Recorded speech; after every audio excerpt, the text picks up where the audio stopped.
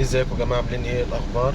معاكم خالد كمال وبرنامج لايف ماتش. هتكلم بس في 3 نقط مهمين بالنسبه بوجه كلامي لجمهور نادي الزمالك وللزملكاويه والنقاد والزملكاويه والصحفيين الزملكاويه. كلنا اتحرق دمنا من ماتش امبارح، وكلنا متضايقين، وكلنا شايفين الزمالك من اول ماتش في الدوري الزمالك ما بيأديش حلو حتى لما بيكسب. من ماتش سيراميكا لماتش مودرن لماتش فاركو لماتش المقاولين لماتش اخر ماتش امبارح ماتش وادي دجله. تمام، احنا مش مقتنعين باداء الزمالك حتى هو بيكسب. طيب ايه السبب؟ السبب في حاجه مهمه جدا يا جماعه، السبب في حاجه مهمه جدا. اولا انت كان عندك جوميز كان بيلعبك بطريقه معينه، ازاي تبني الهجمه من تحت، ازاي الكوره تفضل في حيازتك طول الوقت، ازاي تخلق فرص. كان مدي دور لعبد الله السعيد. انا ما شفتش دور لعبد الله السعيد من ساعه ما جوميز مشي. عبد الله بيأدي وراجل في الملعب واحسن واحد في الزمالك فعلا في المباريات، بس انا مش لاقي الدور الجوهري اللي كان بيلعبه عبد الله السعيد من وقت ما جوميز مشي. طيب جوميز سابنا ومشي، وعارفين ان كل مدير فني بيجي بطريقته واسلوب لعبه. جالنا مدربين غيروا في طريقه اللعب، غيروا في هويه الزمالك. يعني احنا كان ساعه جوميز قلنا للزمالك بقى ليه هويه، ان الزمالك بيستحوذ على الكوره، ما بيخليش الخصم يمتلك الكوره او يحاول ان هو ياخد الكوره. بما فيهم الاهلي في ماتش الاهلي في الدوري 2-1 جونين سيف الجزيري، الزمالك مستحوذ على الماتش على الكوره اغلبيه 70% من المباراه. طيب دي اول نقطه. تاني نقطه، احنا جبنا جون ادوارد، واحنا كزملكاويه اول ناس كنا معترضين على السكواد القديم اللي كان في السنين اللي فاتت، بما فيهم اللي كان مع جوميز. فاحنا جبنا جون ادوارد جه راجل عايز يحط سيستم ومشروع للنادي، وكلنا كزملكاويه وكل النقاد وكل الصحفيين وكل المنتمين لنادي الزمالك قلنا الزمالك مش منتظرين منه الدوري السنه دي ولا اي حاجه غير ان هو يصعد لدوري ابطال افريقيا. لو حد معترض على النقطه اللي انا بتكلم فيها دي دلوقتي يقول لي في الكومنتات ويقول لي لا انت كلامك غلط. تمام، فاحنا كنا هدفنا ان احنا نصعد دوري ابطال. اول ما الزمالك كسب اول ماتش وكسب مودرن، تمام، وتعادل المقاولين وكسب مودرن وخلاص فابتدينا ايه الطموح يزيد ان احنا لا ناخد الدوري مع تعثر الاهلي وبيراميدز وكده. انا اصلا ضد الموضوع ده من الاول. انا كزمالك سواء مشروع او مش مشروع، بس ابقى الهدف المعلن بالنسبه لي ان انا بنافس على الدوري وبنافس على الكاس وبنافس على افريقيا وبنافس على كل حاجه. لكن الهدف الخفي او الهدف الباطني ان انا جوايا قناعات كاداره كوره وكاداره مجلس اداره ان انا لو ما خدتش الدوري لا انا هصعد دوري الابطال، انا كده 100 100.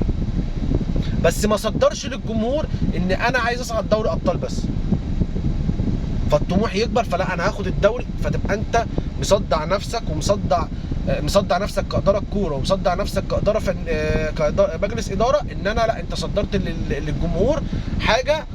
فالجمهور عاطفي. طيب دي تاني نقطه. فاحنا ايه تاني نقطه؟ احنا مقتنعين بجون ادوارد وجبنا جون ادوارد. جون ادوارد عمل ايه؟ جاب لعيبه، جاب مجموعه لعيبه مش سوبر ستار، بما فيهم الفينا، مش سوبر ستار بس لعيبه كويسه، لعيبه محتاجه وقت، محتاجه خطه لعب كويسه، محتاجه انسجام. تمام، فانا جون ادوارد جاب يانيك فيريرا. دلوقتي الناس بتقطع في يانيك فيريرا وتقول يانيك فيريرا ما عندوش فكره وما عندوش. اقسم بالله اول ما جه جوميز واحنا كنا جايبين جوميز ب $50,000 ولا $60,000، ده ما بيفهمش حاجه، ده ما بيعملش حاجه. الوحيد اللي في الاعلام اللي كان مساند لطريقه جوميز ولعب جوميز هو محمد المحمودي على اون سبورت، لان هو بيفهم طريقه لعبه وبيتكلم عن طريقه لعب المدرب، والمدرب بيتكلم ازاي، والمدرب عايز يطبق ايه.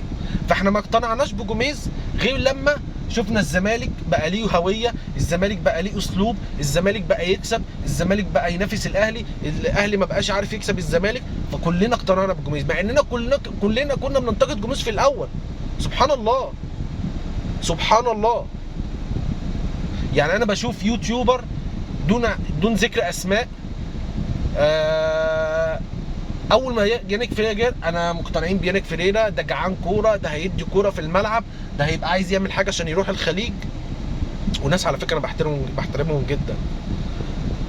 دلوقتي اول 4 ماتشات او 5 ماتشات بيقطعوا في فيريرا، مع انه هو ايه معاه 10 نقط، ضاع منه 5 نقط، 10 نقط، تاني الدوري. تمام. الماتش الجاي المصري ان شاء الله لو كسبنا هيتصدر الدوري. فانت بتتكلم، انت بتصدر ازمه نفسيه ومعنويه لاداره الكوره الجديده اللي هي جايه هتتحمل مسؤوليه الكوره في الزمالك، وان هي تحاول ان هي تعمل مشروع لنادي الزمالك. فانت بتصدر لهم مشاكل بلا لازمه، بلا لازمه. ويا جماعه الجمهور، عشان اقفل بس النقطه الثانيه دي، الجمهور احنا كجمهور بنزعل وبنتضايق وبيتحرق دمنا، واكتر حاجه بتحرق دمنا احنا كجمهور زمالك، وانا معاكم ومع الجمهور ومع اي ناقد بيتكلم في الحته دي، ان الزمالك دايما بيضيع الفرص اللي بتخليه ان هو ينفرد بصداره الدوري، ان هو يبقى مرتاح وهو بينافس، وهو مرتاح وهو بيلعب ماتشات. يعني انا لما العب ماتشات وانا فارق 5 نقط عن الاهلي بالماتش المؤجل بتاعه، غير لما انا ابقى بلعب وانا فارق ما بيني وما بين الاهلي نقطتين بس. فدي انا مع الناس فيها، ودي عاده نادي الزمالك من زمان، والزمالك بياخد بطولات، والزمالك. طيب، فقفلنا تاني نقطه. تالت نقطه اللي هتكلم فيها هي اللعيبه. بصوا يا جماعه، المدير الفني لما بيحط خطه وعايز حاجه من اللعيبه، تمام، واللعيبه ما بتنفذهاش، ده عيب لعيبه، مش عيب مدرب، مش عيب مدرب. المدرب هدف ان هو يوصلني للجون، الهدف ان انا بس انا معايا لعيبه مش قادره تعمل كده. انا عندي انتقاد للمدير الفني، عندي انتقاد ان هو في ناس بتطلع بره القايمه بعيدا عن سيف الجزيري. يعني عبد الحميد معالي بيطلع بره القايمه ليه؟ انا مش شايف سبب. احمد حمدي راجع من اصابه، طب وتجديد. طب محمد، انا كنت ضد لعب محمد سيد امبارح. فاللعيبه، ناصر ماهر، انت عايز تعمل ايه تاني بالكره يا ناصر؟ يا ناصر انت عايز تعمل ايه تاني؟ انت راجل جبت ضغط وجبت الجون الاولاني، مش لازما تزودها يا ناصر. يعني مش لازما تزود الكره في رجل، انت كنت مهدف بامكانك تجيب الجون الثاني، لكن طولتها فرق عايز تجيب جون ثرو حلو في البعيده وتلم 3-4، خسرت فرقتك. الونش، انا ما شفتش مدافع في مصر يا ونش بيحاول ان هو يهبط نفسه زيك.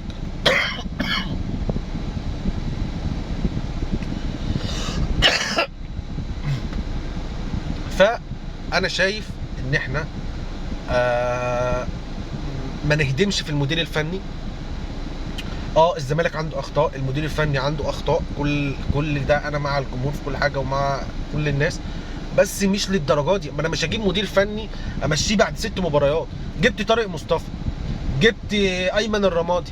او نفسي اسال سؤال، يعني الناس اللي بتقول ايمن الرمادي، مع اشد الاقتناع، انا من اشد المقتنعين بايمن الرمادي، بس ايمن الرمادي جاب كاس. اقسم بالله لو اي مدرب مع الجمهور ده هيجيب كاس مصر، لان انت في بطوله كاس مصر اصلا انت متفوق على بيراميدز معنويا في البطوله دي. فاي مدرب مع الزمالك كان هيجيب بطوله كاس مصر للزمالك. فانا ايمن الرمادي بيلعب كوره حلوه، بس لما مسك الزمالك ما شفتش برضك اللي هو الواو. فيا جماعه نصبر، يا جماعه نستحمل، يا جماعه يعني ما نحاولش نهد المعبد على الزمالك. لعيبه متخاذله، لعيبه ما عندهاش دم معاكم وكل حاجه، بس نحاول ان احنا نقف جنب النادي، نحاول ان احنا انا مش كنادي هجيب كل 6 مباريات مدير فني. الموضوع ده عكس ريبيرو، ريبيرو بقاله فوق ال4 شهور مع الاهلي، فوق ال4 شهور مع الاهلي، ولعب في كاس العالم للانديه وادى ماتشات كويسه في كاس العالم للانديه مع ريبيرو.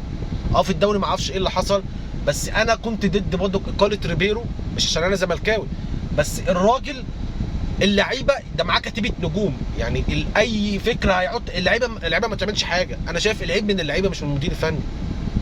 فما نقارنش يانيك فيريرا بريبيرو.